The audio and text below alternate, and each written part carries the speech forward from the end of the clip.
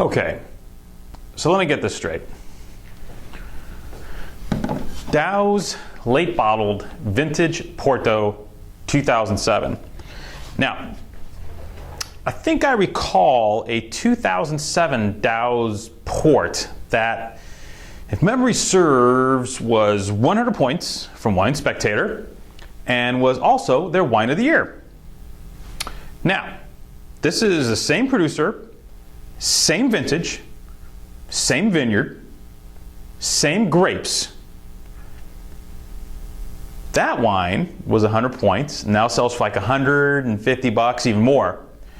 This wine is on the shelf at 18 bucks. Well, what's the difference? Well, there is a difference, but not a ton. It is, in fact, all those things I mentioned before. The same vintage, the same vineyard, the same grapes. The difference in the selection, I think they made a much stricter selection for the 2007 Dows that was the Spectator Wine of the Year. And also the aging process. What they do is they kind of take the second culling, consider it like, those second labels for the top Bordeaux wines, like Clos de Marquis for Léoville Las Casses or Pavillon Rouge for Margaux. Well, the port houses kind of have the same thing going on, where they do a second selection from the vineyard, and there they produce what they call their late bottled vintage port. And this is in fact a wine that spends more time in cask, thus the name late bottled.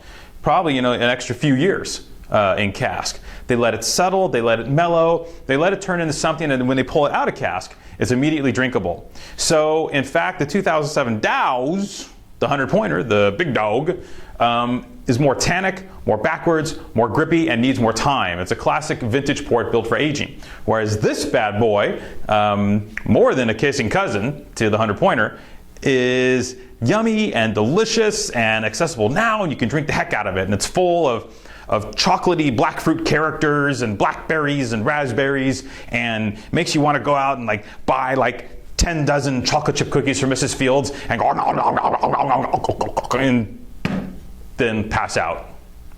This wine does that for you.